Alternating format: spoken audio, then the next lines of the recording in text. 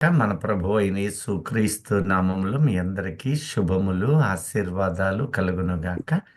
ఆమేన్. అందరికీ ఆమేన్. వందనాలు తెలియజేస్తున్నాను. వందనాలు సార్.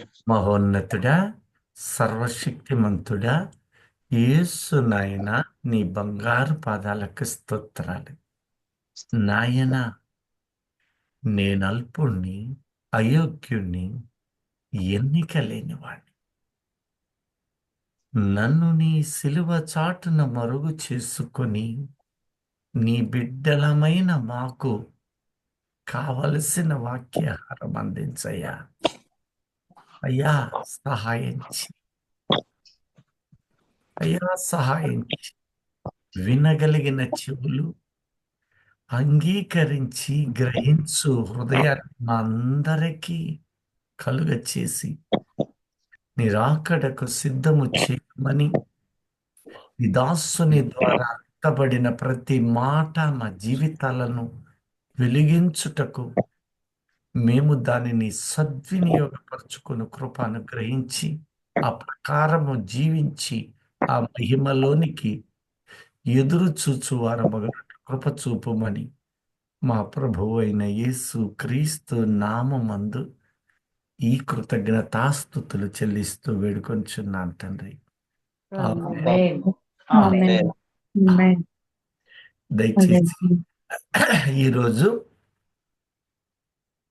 ప్రకటన ఇప్పుడు సోమవారం కాదు కదా, అందుకని సువార్తలో ఒక అంశాన్ని మనము అందులో ఉన్న దాచబడిన కొన్ని అంశాలను ఆ సువార్త మనకు చేస్తున్న హెచ్చరికను మనలో ఇంతకు మునుపు ఉండి అవి ఇంకా కొనసాగే స్వభావాలుగా ఉన్న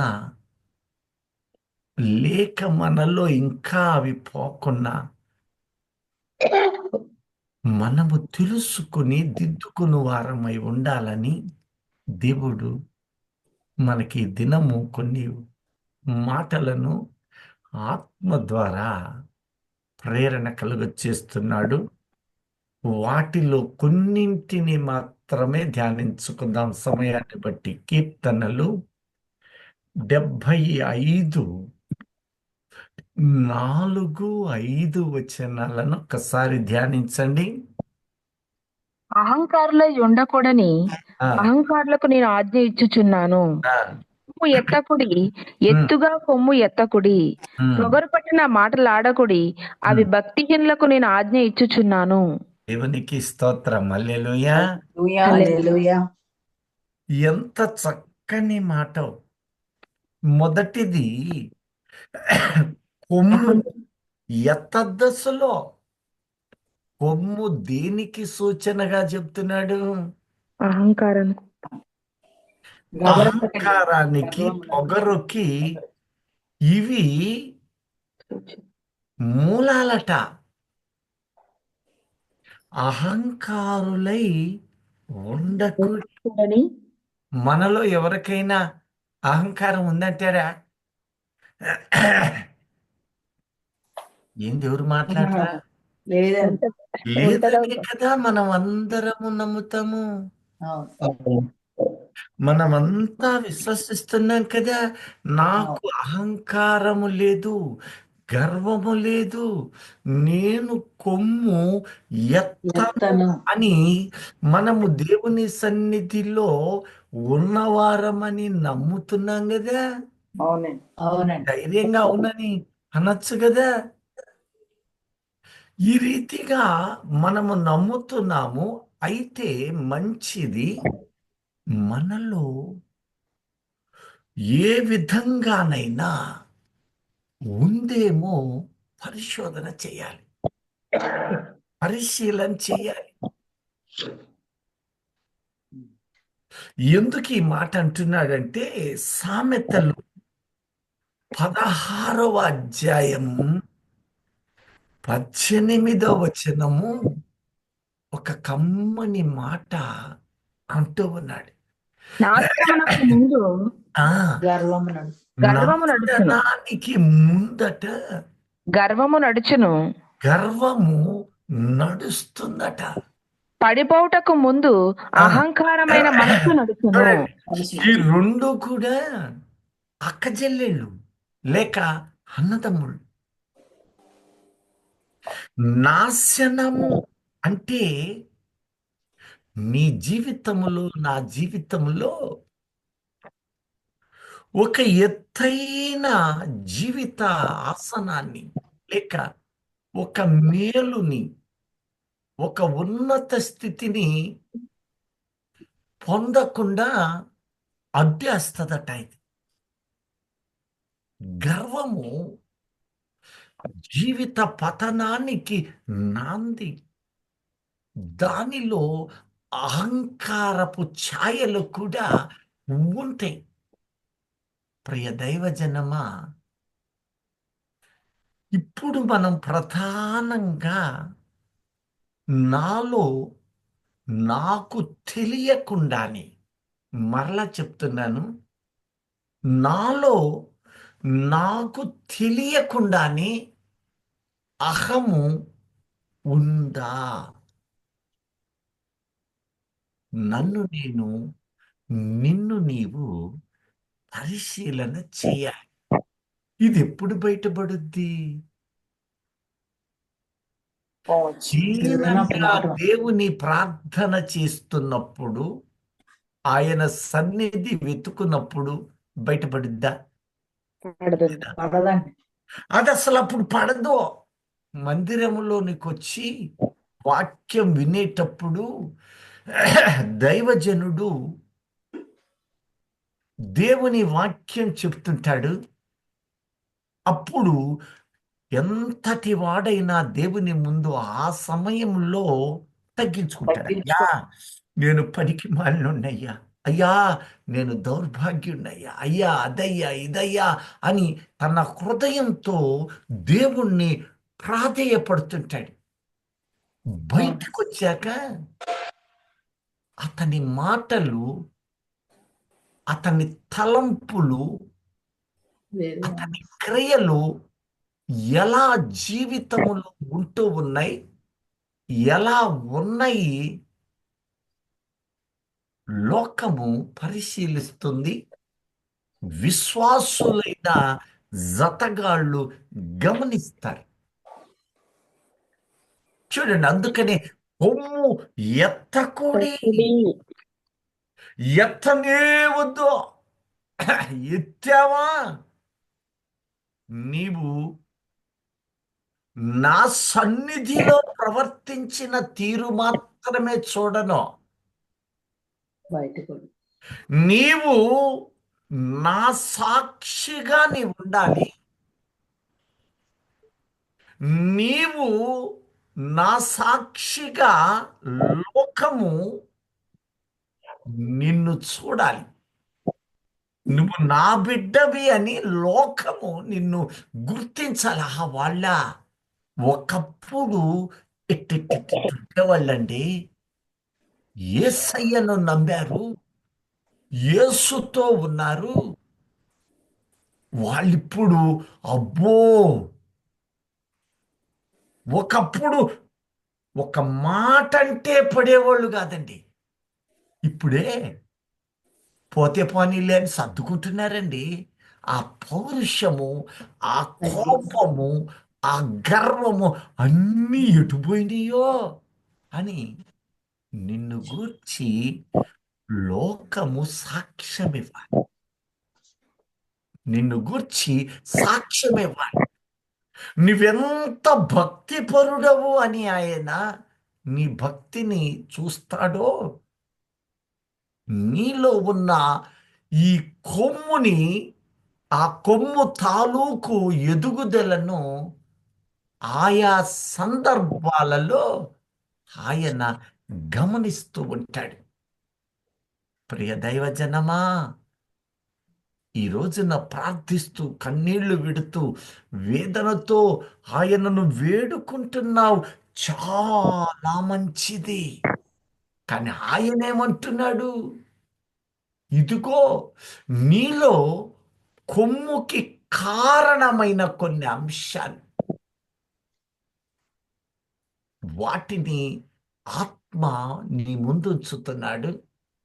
పొరపాటునైనా కొమ్ము ఎత్తావు అంటే నీలో అతిశయము, ఈగో, గర్వము, కోపము, అనేక కారణాలు వచ్చినవంటే అది ఊరకనే రాలేదు బిడ్డ. క్షణములో నీవు కోపడ్డావు అంటే అప్పటికప్పుడు రాలా కోపం. నీలో ఏవో ఉన్నాయి. ఆ కొమ్ముంది. కొమ్ము వలన అహంకారం వచ్చింది. ఆ కొమ్ము వలన గర్వం వచ్చింది. నీ నోటి మాట అతిశయ రూపములో ఆర్భాటము, బడాయి, డాంబికం ఇవన్నీ ఉత్తపుణ్యానికి రాలా. మీరు మరలా గమనించండి. నీవు తొందరపాటు ఒక మాట మాట్లాడావు అంటే యేసయ్య అంటున్నాడు అది ఊరకనే రాలా. నీ కడుపు లోపల ఉన్నవే నీ నోటి నుంచి బయటకు బయలువెడ అంటే నీ హృదయ తలంపులలో అవి చేరిని కొమ్ములుగా. ఆ కొమ్ము ఏం చేస్తుంది? పొడుస్తుంది. ఆ పొడుపు రెండు రకాలు. ఒకటి కనపడే భౌతికమైన పొడుపు అయితే, రెండవది నోటి మాట ద్వారా మనుషుల వెలుగున చీల్చడం.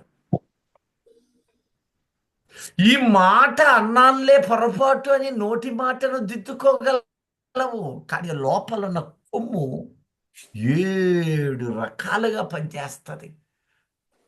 ఈ కొమ్ము లోపలుంది, పనిచేయటం ప్రారంభించింది. ఆ మాటలే వస్తున్నాయి.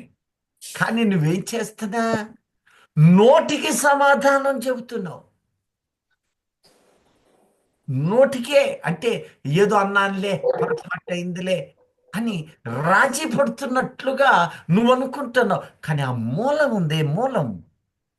ఆ కొమ్ము విరగబడకపోతే నీవు నేను పరిపూర్ణులు కాలేము. కాబట్టి ఈ రోజున వాక్యం వింటున్న మనము ఆ కొమ్ము నిన్ను తెలియకుండానే బలహీనుల్ని, నీ ఆత్మీయ జీవితాన్ని నీకు తెలియకుండానే నీకు రావలసిన కృపావరాలను, నీవు పొందాల్సిన మేలులను అవి అడ్డగిస్తుంది. ఎప్పుడైనా గమనించావా? ఆలోచన చేసావా? గబుక్కున నోరు జారటం, ఎదుటి వారిని బాధ పెట్టటం, మరలా దేవుని సన్నిధికి వచ్చి ప్రాధేయపడటం, ఇవి ఎందుకు వస్తున్నాయి? వాటి మూలాలు ఏమై ఉన్నాయి? అసలు వాటి మూలాలు నీలో ఏ రకంగా పునాదులేసుకున్నాయి? ఆ విషయము నువ్వు గమనించాలి. ప్రియ దైవజనమా, దేవుడు పరిపూర్ణుడు. నీవు పరిపూర్ణత చెందాలి. నా కృప నీ మీద అపారమైనదై విరజిల్లాలని ఆయన తన ఆత్మను పంపి ఆ రీతిగా ఆయన పోలికలోనికి మార్చువాడై ఉన్నాడు. హల్లెలూయా. హల్లెలూయా. అయితే ఈ నాశనము నిన్ను అనేక రకాలుగా మారుస్తుంది. దీనికి కారణాలు 7 రకాలై ఉన్నాయి. మొట్టమొదటిది బలం. అసలు ఏమై ఉన్నాయి?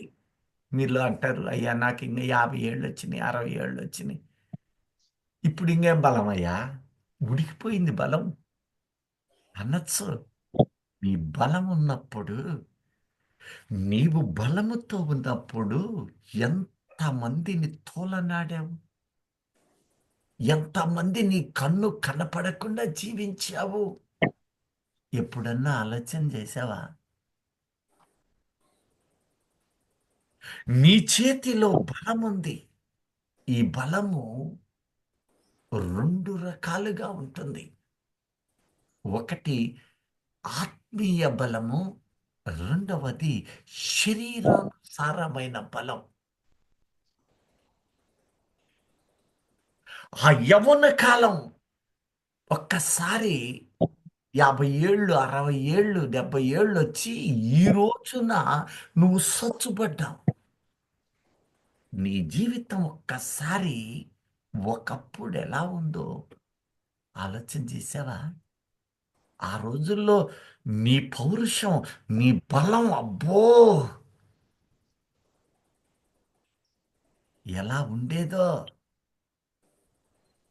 ఇది యవ్వన బలము.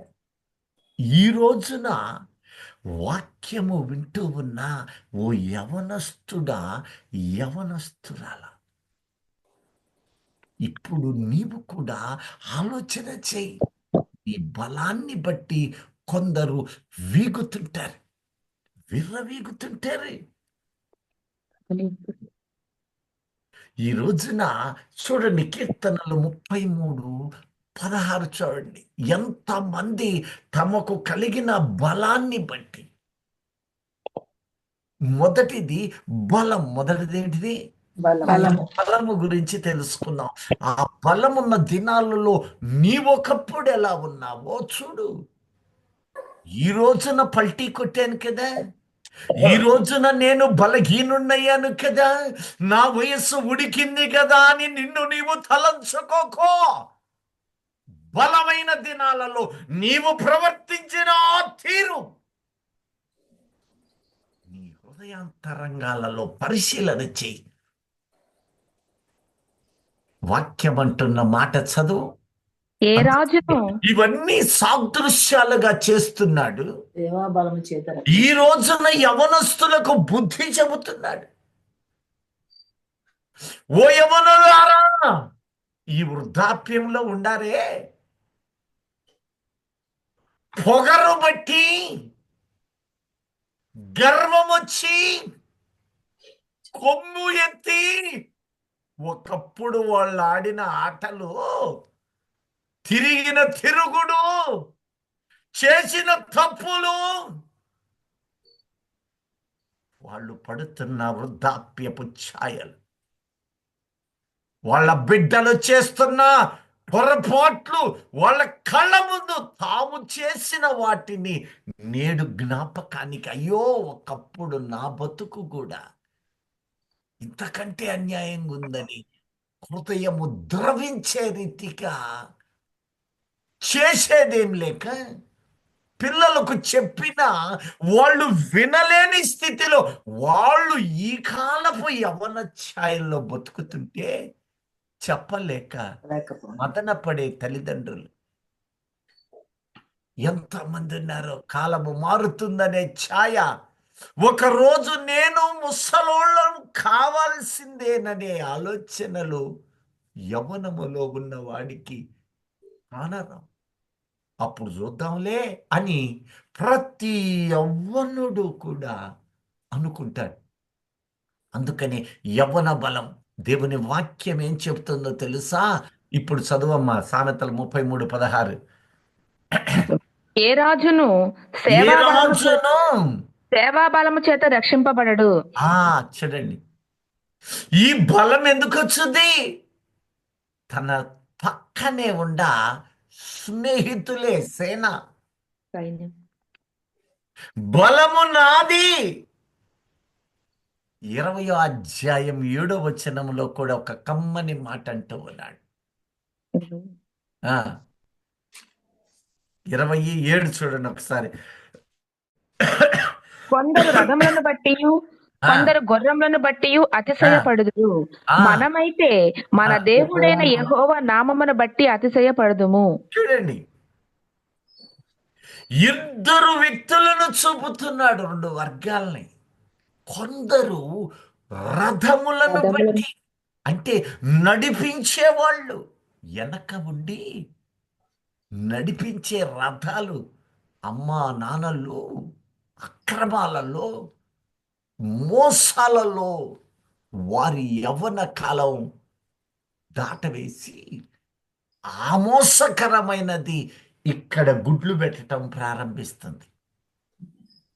ఆ మోసకరమైన వాటిలో ఈ పిల్లలు న్యాయ విచక్షణ మర్చిపోతూ పాపము, అపవిత్రత, గర్వాంధములతోటి జీవిస్తూ చివరకు తల్లిదండ్రులకు కూడా చెప్పిన మాట వినని సోమరులై పోవడానికి ఈ బలము. తల్లిదండ్రులు రథాలు. ఒకరోజు ఒక ఆయన అంటాడు, తండ్రి నాయన, ఇజ్రాయేలు జనాంగమునకు రౌతులు, రథము, రథాలు నీవే. సమస్తము నీవేనయ్యా. ఎవరైనా అంటుంది. 2వ రాజులు 2:12 చూడండి. 2వ రాజులు 2:12 ఎలీషా అంటారండి. ఆ. గుర్రమును ఎలీషా అది చూచి, ఆ. నా తండ్రి ఇజ్రాయేలు వారికి రథములను రౌతులను నీవే అని కేకలు వేసెను. అందుకో ఈ రోజున ఈ యవ్వన బలముతో నీవు చేసినవి నీ బిడ్డల మీద మూకులు మానులై ఉండి వారు దీవెన పొందలేక వారి యవ్వన జీవితాలు కొందరు జులాయిగా, కొందరు ఆర్భాటాలతో, కొందరు విచ్చలవిడితనంతో, మరికొందరు సోమరిపోతులుగా వారి జీవితాలు ఎటు వెళుతున్నామో తెలియక పండరి జీవితాలతో వెళ్తుంటే నువ్వు వాళ్ళకి చెప్పలేక నీ ఆత్మ రోధిస్తుందేమో, బాధపడుతున్నావేమో. అయ్యో నా బిడ్డల పరిస్థితి, రేపు వాళ్ళ బిడ్డలు కూడా అలాగే మార్చబడతారేమో. పనికి మాలిన స్థితులు. వాళ్ళు ధనవంతులై ఉండవచ్చు, ధనము లేని వాళ్ళైనాను ఉండవచ్చు, కానీ వారికి కలిగిన యౌవన బలము వలన వారు గర్విస్తారట. అందుకని దేవుడు ఏమంటున్నాడో తెలుసా? విలాప వాక్యాలు 3వ అధ్యాయము 27వ వచనాన్ని చూస్తే, ఈ యవ్వనములో నీవేం చేయాలి? ఈ యవ్వనములో నీ నెత్తి మీద ఒక కాడిమానుండాలి. నీ బిడ్డల మీద ఆ కాడి ఉండాలి. నీవు నేను తల్లిదండ్రుల వయస్సులో ఉన్న వాళ్ళు యవ్వనాన్ని దాటి వచ్చారు. నీవెలా దాటి వచ్చావో ఆయన చూస్తున్నాడు. ఇప్పుడు అలాంటి బలహీనత నీ బిడ్డల మీద ఉండకుండా ఉండాలి అంటే వాళ్ళ మీద ఒక కాడి ఉండాలట. యవన కాలమున ఆ కాడి వాళ్ళ మీద గనక నీవు పెట్టగలిగితే వాళ్ళు నరునికి మేలు. సరైన మార్గములో జీవిస్తారని వాక్యం హెచ్చరిక చేస్తుంది. ఈ గ్రూపులో ఉన్న దేవుని జనాంగమా, నీ బిడ్డల మీద ఆ కాడి ఎంతమంది మోపబడ్డారు? ఎంతమందికి నువ్వు మోపడానికి సిద్ధంగా ఉన్నావు? నువ్వు సిద్ధంగా లేవు అంటే ఆ కాడి వాళ్ళు మోయలే జాలరు. కాబట్టి నీ వృద్ధాప్యము దిశ వచ్చాక నీ స్థితి భయంకరమైనది చేస్తారు. నీ బిడ్డలకు నీవు కొరరాని వాడవవుతావు. ఎంత మమకారంతో పెంచావో, నీ బిడ్డలకు కోడి తన పిల్లలకు దాచిపెట్టినట్లుగా పెట్టి ఉంటావు కదా. నిన్ను ఎందుకు పనికిరాని గదిలో ఒక మూలన పడేసే పరిస్థితి వస్తుందేమో. నీ బిడ్డలు నీ మాటను తృణీకరిస్తారేమో. సంఘములో విలువైన వ్యక్తిగా, ఘనమైన వ్యక్తిగా నీవు ఉన్నావేమో. నేడు నీ పిల్లలు నీకు తెలియదులేమ్మా, నీకు తెలియదు పో. పాతకాల భావాలు, నానా నువ్వు ఆగు, ఇలాంటివి ఏమైనా అనే స్థితికి వచ్చారా? వస్తున్నారా? అప్పుడు నీవు పొందిన ఘనత ఎటుపోయింది? నీ విలువ ఎటుపోయింది? ఇంత జ్ఞానముతో ఉన్న నీ విలువ, సమాజములో ఉన్న నీ గౌరవము, నీ ఇంట్లో నీ బిడ్డలు తృణీకరించినప్పుడు నీవు సమాజములో నీవు తలెత్తి బయట కనపడగలవు. ఆకాశమందున్న దేవునికి నీవేం చెప్పగలవు? కాబట్టి జరిగిన దానిని నీవు పశ్చాత్తాప పడుతున్నావు. మంచిది, దేవుడు నీకు తోడుగా ఉంటున్నాడు. అయితే నువ్వేం చేస్తావో తెలుసా? తిరిగి మరి ఒక తరము, వారి బిడ్డల తరము, నీ బిడ్డలను అపహాస్యం చేయకూడదు కనుక నీవు ఒక కాడి బరువు పెట్టాలి. ఇక్కడ ఎంతమంది పెడుతున్నారు? పోనీ ఎంతమంది పెట్టడానికి సిద్ధంగా ఉన్నారు? హల్లెలూయా. ఆలోచన చేయి. ఎప్పుడైతే బరువు పెడతారో, ఎంతటి పొగరబోతు, ఆంబోతు, దున్నపోతైనా ఆ కాడి బరువు ముళ్ళు కర్రతోటి కొడుతున్నప్పుడు అది అలాగ తగ్గి తగ్గి తగ్గి మొదట ఆ కాడి నెత్తి మీద వంగదా, కొమ్ములతో ఆ కాడిని పొడవడానికి ఇట్టా ఇట్టా ఇసురుతుంటది. కానీ ఆ బరువు బరువు బరువు బరువు అలాగే సాగినప్పుడే అప్పుడు ఇక చెప్పిన మాటని నా బ్రతుక్కి ఇది తప్పదనుకుంటుందో ఏమో, మొత్తానికి సాగుద్ది. ఆ బరువు ఏమై ఉన్నదో ఒక్కసారి చూడు. విలాపము 3:27. యవన కాలమున కాడి మోయట నరునికి మేలు. యవన అతని మీద కాలములో కాడి మోయట కాడి మోయుట నరునికి మేలు. మేలో. ఈ బలం తగ్గల, ఇంకొక బలము మోయాల. అతని మీద దానిని మోపినవాడు యెహోవాయే అద్దుకో గనుక అతడు ఒంటరిగా కూర్చుండి మౌనముగా ఉండవలెను. అద్దుకో. చూడండి, యవనాన్ని బట్టి ప్రేరేపణ పొంది తేల్తా ఉంటారు. కన్ను మిను కనపడదు. పెద్ద చిన్న విలువ గౌరవాలు తగ్గిపోయి మానవత్వపు విలువలు యవ్వన కాలంలో అవి వికసించవు. కాబట్టి ఒక కాడి వాడి వీపు మీద, అంటే మెడ మీద పెట్టాల. యవ్వన కాలములో కాడి మోయుట నరునికి మేలు. నరునికి మేలు. మేలు. ఆ కాడి యెహోవాయే. చాలా మంది మన గ్రూపులో ఉన్నారేమో చూసుకోండి. అయ్యా నువ్వే వచ్చి కాపాడయ్యా, నా బిడ్డ నువ్వు కాపాడయ్యా, వాడిని యవనస్తుని కాపాడయ్యా అని ఆయన మీద మోపుతారు. అంటే మాటలు విజ్ఞాపనలు మోపుతారు. ఆయన ఏమంటున్నాడు? ఊరి నాయన నువ్వు మోపు. మోపాల్సింది ఎవరిప్పుడు? మనమే. మనం మోపాలా? కానీ అయ్యా నువ్వే చూడయ్యా అంటున్నారు. ఇదేంటి ఆశ్చర్యంగా ఉంది. ఈ రోజున అయ్యా నా బిడ్డలు ఎట్టున్నారు మార్చయ్యా అంటున్నావు నువ్వు. మంచిది. ఆయన ఏమంటున్నాడు? నేను నీకు జ్ఞానాన్ని ఇచ్చాను కిదే, నీకు శరీర బలాన్ని ఇవ్వాల, ఆత్మ బలాన్ని ఇచ్చాను. అంటే నా జ్ఞానం ఇచ్చాను, నా వివేచన ఇచ్చాను కదా. నా ఆత్మ ఈ ఆత్మ కాడు కదా. నీలో ఉన్న పరిశుద్ధాత్ముడు లోకమును జయించుటకు నిన్ను ధైర్యపరచువాడు. సృష్టినంతటినీ తన సన్నిధి కాంతితో వెలిగిస్తున్నవాడు. నీలో పశ్చాత్తాపము కలుగ చేస్తున్నావు. నీ తప్పులను నీకు తెలుపుతున్నవాడు. ఆయన సన్నిధిలో నీలో ఉండి నీ పాపములను దేవునితో మొరపెట్టువాడు.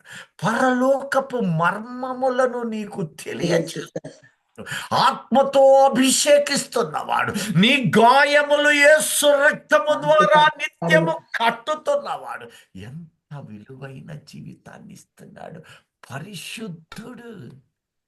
ఆ ఆత్మ నీలో ఉండగా నీవు పరిశుద్ధుడు అని పిలువబడుతున్నావు. ఇంత కృపావరాలతో నిన్ను నింపుతున్న ఆయన నీలో ధైర్యమునిచ్చు ఆత్మగా ఉన్నాడు కదా. వివేకము కలిగిన యెహోవా ఆత్మ జ్ఞాన వివేకములకు ఆధారమగు ఆత్మ. యెషయా గ్రంథం 11 అధ్యాయం 2 నుంచి బహుస్పష్టముగా 7 సత్యాలను అక్కడ బయలుపరుస్తున్నాడు.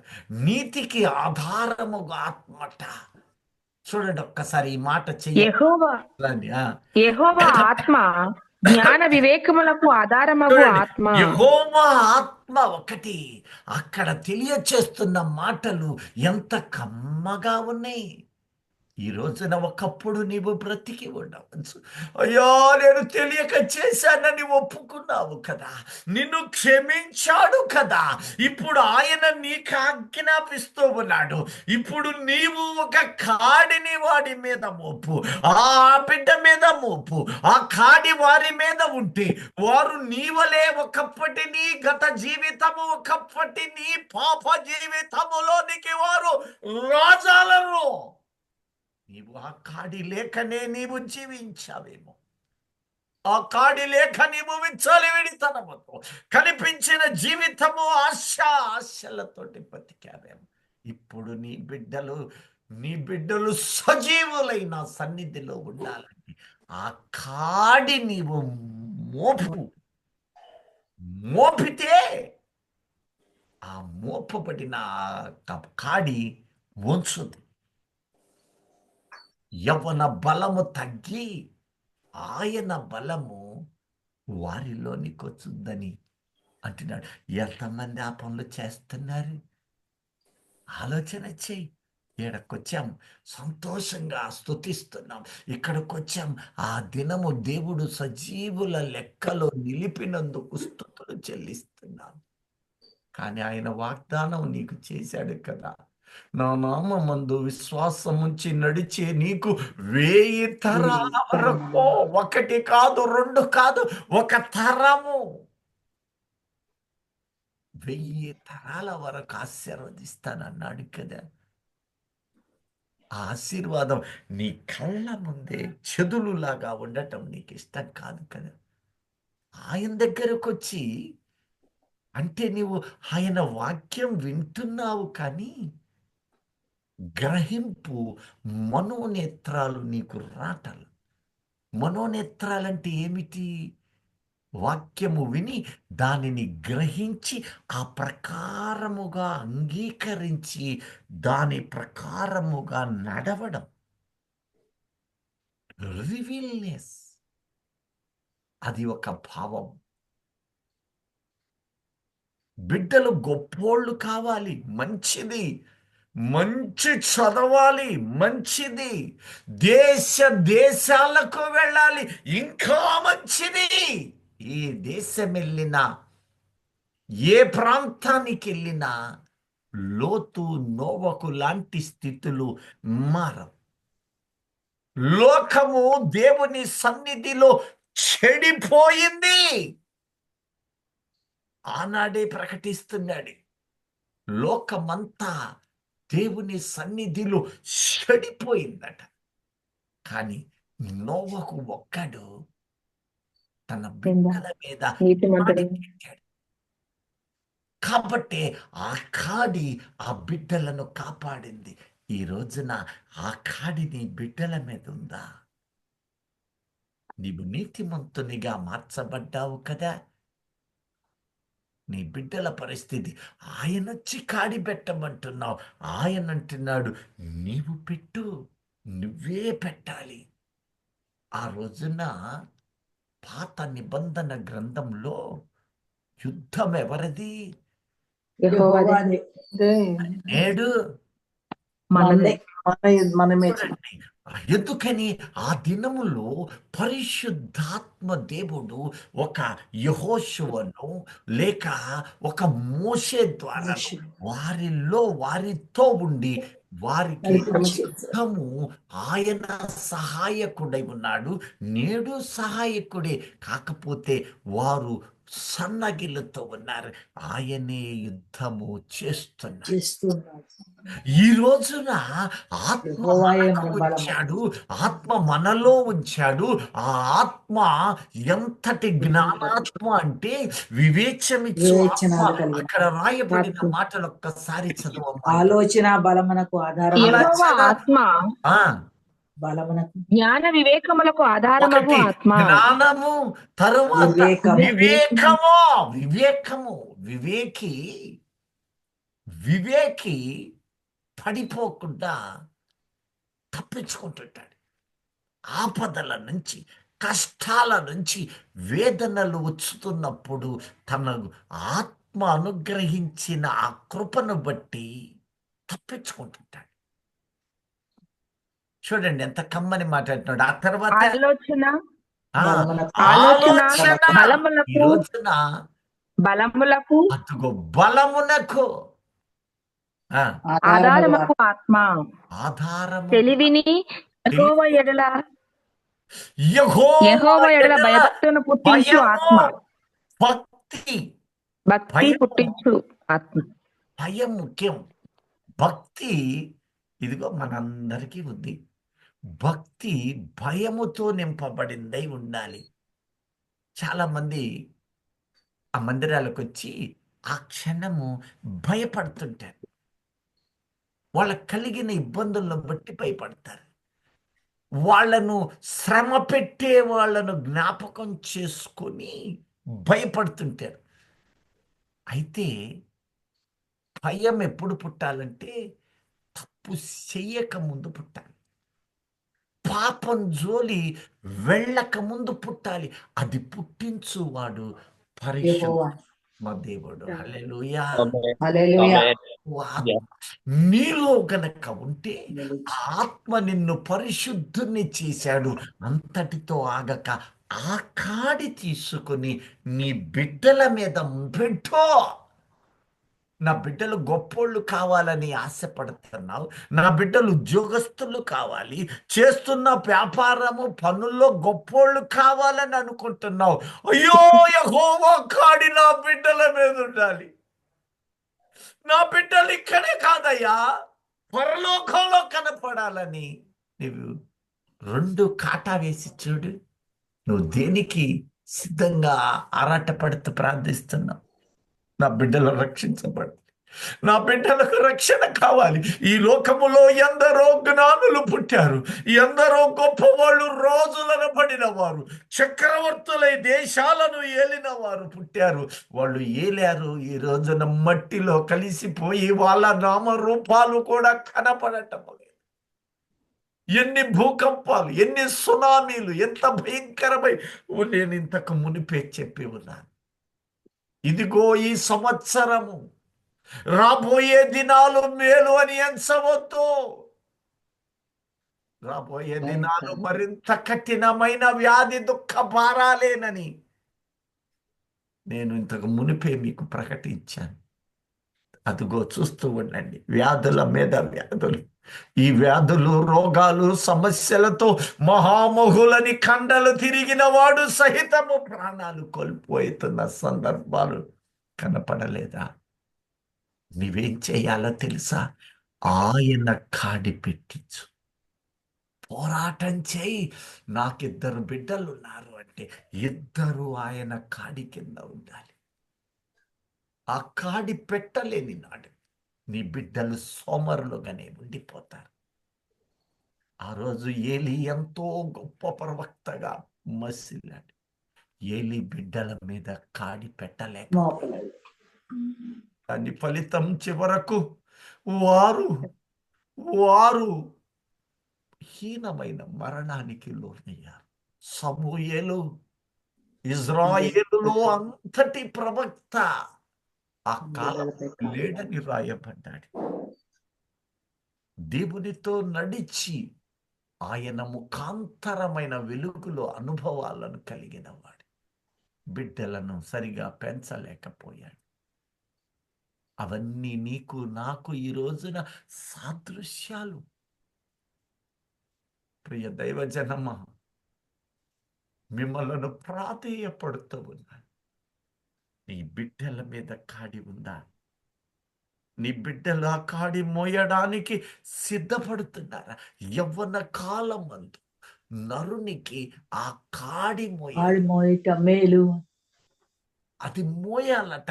అప్పుడే మేలు అనేది వారి జీవితాలలో ఆశ్రయ దుర్గముగా ఉంటుంది. రక్షణ ప్రాకారముగా మార్చము. 60లో అంటున్నాడు కదా, రక్షణయే ప్రాకారం, ప్రాకారముగా. కంచె. ఆ కాడి మోయని నాడు యవ్వనమును బట్టి వాళ్ళు చేస్తున్న పనులు నీవు ఆనందిస్తున్నావేమో, పట్టించుకోకుండా ఉన్నావేమో, వాళ్ళే మారతారులే అని నిరీక్షిస్తున్నావేమో, అలసత్వముతో ఉంటున్నావేమో. ఆలోచన చెయ్యి. ఈ రోజున ప్రభువు ఆత్మ సూటిగా అడుగుతున్నాడు, నీవేం చేశావు?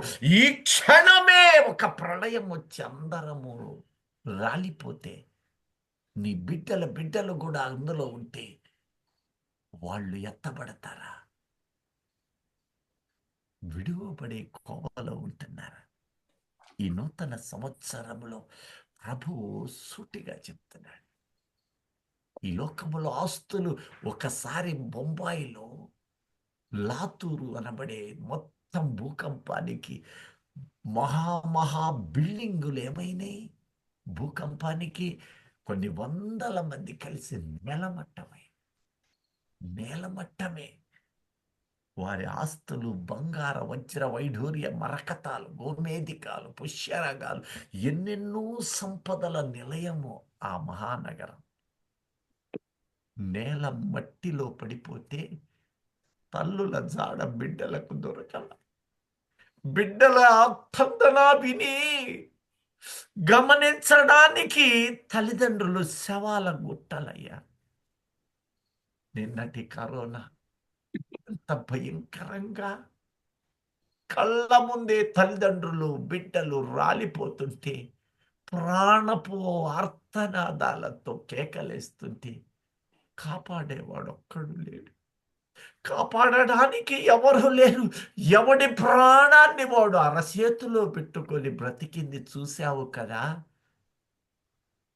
ఆ చూసినప్పుడైనా నరుని ప్రాణము నీటి మీద బుడగేనని, గాలి రేణువు వంటిదని నీవు తెలుసుకున్నావు కదా. మరి నీ బిడ్డలను కాపాడుకుంటున్నావా? నీ ఇరుగు పొరుగు నీ రక్త సంబంధీకులకు సువార్త ప్రకటించి వాళ్ళను రక్షించుకుంటున్నావా? ప్రాణం వచ్చిన నాడే మరణము కూడా స్థిరము. మరణించకుండా ఏ మనిషి ఎంతకాలము ఉండలేడు. సావు తథ్యం. చనిపోయిన వాడి పరిస్థితి ఏంటి? ఆయన కవిలలో దాచబడ్డా, లేకపోతే శరీర కోరికలను బట్టి కళ్ళు ఆశించిన దాని చుట్టూ తిరుగుతూ, శరీర కార్యాలు శరీర బలాన్ని బట్టి అతిశయపడి కొమ్ములెత్తుతూ పనికి మాలిన జీవితాలను ఆశ్రయిస్తుంటే చెప్పలేక అల్లాడుతున్నావు. ఒకసారి ఆలోచన చెయ్యి. ప్రియ దైవజనమా, మనము మన కుటుంబములను రక్షణలోనికి నడుపుకుందుముగాక. కాడి వారి మీద మోపబడును. ఆ కాడిని ఏమంటున్నాడో యేసయ్య మత్తయి సువార్త 11:29 ఒక్కసారి చూడండి. నేను సాత్వికుడను దీన మనసు గలవాడును గనుక మీ మీద నా కాడి ఎత్తుకొని నా యొద్ద నేర్చుకొనుడి. మొదట యవన కాలము యవన బలమును పక్కన పెట్టు, ఒక కాడి నీ మీద పెట్టించుకో. ఆ కాడి నీ మెడ మీద పెట్టు. ఆ కాడి ఏమిటో తెలుసా? నా కాడి. ఏమంటున్నాడు? మరలా చదవమ్మా. నేను సాత్వికుడను దీన మనసు నేను గలవాడను సాత్వికుడను దీన మనసు గలవాడను గనుక కలవాడను కనుక మీ ఆ, మీద నా కాడి ఎత్తుకొని మీ నా యొద్ద మీద నా కాడి ఆ ఎత్తుకొని కాడి విశ్వాస జీవితం, దేవుని సేవాయుతమైన జీవితం, పవిత్రమైన జీవితము. ఆ జీవితమునకు మూలాలట ఇందాక చెప్తూ ఉన్నాడు. దీన మనస్సు అను కాడి, సాత్వికం. ఎంత కమ్మని సాత్వికమను కాడి. ఆ కాడికి పెట్టిన పేర్లు ఎంత మధురం. నీవు పెద్ద వయస్సులో ఉన్నావు, నీ బిడ్డలంతా యోబు బిడ్డల వలె మా నాన్న ఏం చెబుతాడు, మా నాన్న ఏదో చెబుతున్నాడే అని నీతో కలిసి ఒక గంట ముచ్చట్లాడుతూ ఉంటే, వాళ్ళ పనులలో వెళ్ళబోయే ముందు వెళ్ళాకో వచ్చాకో కూర్చొని, నాన్న 4 దేవుని మాటలు చెప్పు, నెమ్మది లేదు ఈరోజు, నాన్న ప్రార్థన చేయి అని నిన్ను అడుగుతా ఉంటే అందులో ఉన్న అనుభూతి ఎంత ఘనమైనది. వాళ్ళు తగ్గించుకొని నీ యొద్దకొచ్చారని. కానీ నువ్వు ఈ ప్రార్థన ఎంత చేస్తూ ఉంటే, మా నాన్న చేసుకుంటాడులే, మా అమ్మ చేసుకుంటుందిలే అని వాళ్ళ పాటికి వాళ్ళు మందిరములో కూర్చున్న రీతిలో కనీసం ఇంట్లో నీతో పాటు కూర్చోలేకపోతున్నారేమో. ఈ రోజున క్రైస్తవులే, సువార్థికులే, అభిషక్తులే, కానీ వాళ్ళ ఇళ్లల్లో పిల్లలు ఎలా ఉన్నారు? విశ్వాసులే, వారి గృహాలలో బిడ్డలు ఎలా ఉన్నారు? సాత్వికులై, దీన మనస్సు కలిగిన వారై, హృదయములో ఆయన సన్నిధిని వెతుకువారై, ఆయన కాడి మోసేవారు. ఆ వాక్యము నిన్ను, ఆ పరిశుద్ధాత్మని ద్వారా నిన్ను మార్చుద్ది. వింటున్నారా?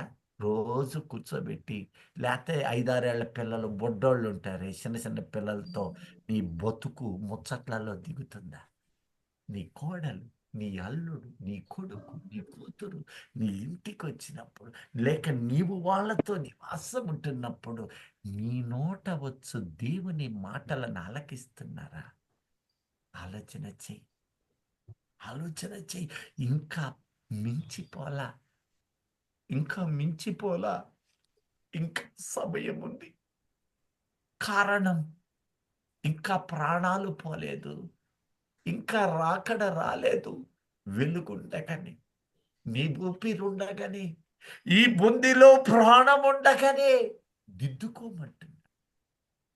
దిద్దుకో, వాళ్ళను మార్చు. దేవుని కాడి కిందకు నా కాడి ఎత్తుకోండి. అప్పుడు ఏమవుతుందో అయితే తెలుసా? నేర్చుకోండి. నేర్చుకోండి. ఒకటి ఎత్తుకున్నాక అంతటితో కాదు, నేర్చుకోవాలి. ఎవరి దగ్గర? నీ దగ్గర, దేవుని దగ్గర. అనగా నీలో దేవుని మాటలు ఉన్నాయి. నీవింత కాలము చేసిన ప్రార్థనా బలం ఉంది. నీ కన్నీళ్లు ఉన్నాయి. ఆ బిడ్డ రోగాలలో ఉన్నప్పుడు, ఆ బిడ్డకు సహాయం కావాలన్నప్పుడు, ఆ బిడ్డకు అవసరాలు ఉన్నాయి అన్నప్పుడు నీవు చేసిన ప్రార్థన బలము ఉడికిపోలేదు. అది ఉంది. ఎందుకంటే అది దేవుని యొద్ద నుంచి నీకు ఇవ్వబడిన కృపావరం. అబ్రహాము వృద్ధాప్యమునకు వచ్చినప్పుడు ఇస్సాకును దీవించాడు. ఇస్సాకు యాకోబును దీవించాడు. యాకోబు వృద్ధాప్యము మంచం మీద పడుకొని తన బిడ్డలను ఆశీర్వదించి ప్రార్థిస్తూ దీవిస్తూ ఉన్నాడు. దీవెన ఎక్కడికి పోదు. నీవు చేసినది ఆయన కవిలలో ఉన్నది. కాబట్టి అదుగో, నీవేం చేస్తావు? నీవు వారి మీద కాడి పెట్టు. వారప్పుడు కాడి పెడితే నీవు చూపిన త్రోవలోనే నడవడానికి ఇష్టపడుతుంది. ఈ పొలంలో కాడిగట్టి దానికి నాగలి పెట్టు. ఆ నాగలి దేవుని వాక్యం. నీ చావడి దాటి వెళ్ళదదిక. ఎందుకో తెలుసా? వాక్యమును ఖడ్గము వంటి చండ్రకోల దేవుడు నీ చేతికి ఇస్తున్నాడు. గాడి తప్పేటప్పుడు హెచ్చరికగా ఒక మోత తగులుతుంది. నీవు చూపిన దిశలో అది నడుపుతుంది. నడిపించి ఆయనను స్తుతి యాగములతో నీవు హోమముల వలె ఆశీర్వాదకరముగా నీ బిడ్డల పెదవుల స్థుతిని మార్చమంటున్నాడు. నా కాడి సులువుగా, నా కాడి చాలా సులువైంది, నా భారము భారం తేలిక. తేలిక. నా భారము తేలిక. ఈ లోకములో ఉండే భారాలతో అలిసి అలిసి అలిసి వారికి తెలియకుండాని యవన బలముతోటి వాళ్ళు బలహీనపడుతున్నారు. ఒకప్పుడు నీవు యవనుడివే, నీ తండ్రి యవనుడే, నీ పితరులు యవనులే. ఈ యవ్వనాన్ని దాటే కదా ముసలోళ్ళయ్యారు. యవనాన్ని దాటే కదా వృద్ధాప్యానికి చేరుతున్నారు. ఈ యవ్వన కాలపు మూటని యవ్వనములో మోయగలడు బలం కొద్దీ. అదే మూట 60 ఏళ్ళు దాటాక మోయగలడా? లేదు. ఎంత బరువు ఎత్తగలడు? ఆ బరువు 60 ఏళ్ల తరువాత 70 ఏళ్ల నాటికి మొయ్యగలడా? కుంగిపోతాడు. ఈ రోజున ఎంతమంది తల్లిదండ్రులు ఆనాడు చేసినవి బిడ్డల మీదకు ప్రక్షాళన చేయలేకపోయి వాటిని మోసుకొని వస్తూ ఉన్నారు. నా కాడిని పెట్టు. నీ కాడిని పెడితే నీ ఆలోచనలు, నీ సంపాదన, నీ పరుగుల మీదే వాడు నిలబడతాడు. నా కాడి వాడి మీద పెట్టు. నా కాడి సులువైనది, నా దగ్గర నేర్చుకొని నీ నోట నేను నా మాటలు ఉంచుతున్నాను. నీ బిడ్డలను వాళ్ళకి నేర్పు. అంటే చిన్నపిల్లలకి సామెతలు, కీర్తనలు చెబుతున్నావు, మంచిది. ఆ పిల్లలను కన్న యవనస్తులు ఎక్కడున్నారు? ఆ పెళ్లి గాని యవనస్తులు ఎక్కడున్నారు? వాళ్ళ మీద మోపమంటున్నాడు. ఏ నరుడును తన బలము చేత, సేనా బలము చేత, గుర్రముల రథముల బలము చేత కొనుడు కాజాలడు. నా వాక్య బలము చేత, ఆ ఆత్మ బలము చేత, నా శక్తి చేతనే వాడు బలవంతుడు కాగలడంటున్న దేవునికి మహిమ కలుగును గాక. మనము, ఆమేన్. మన కుటుంబములు ఆయన బలమును, ఆ బలము ద్వారా ఆత్మ సంబంధమైన శక్తిని అనుభవించదము గాక.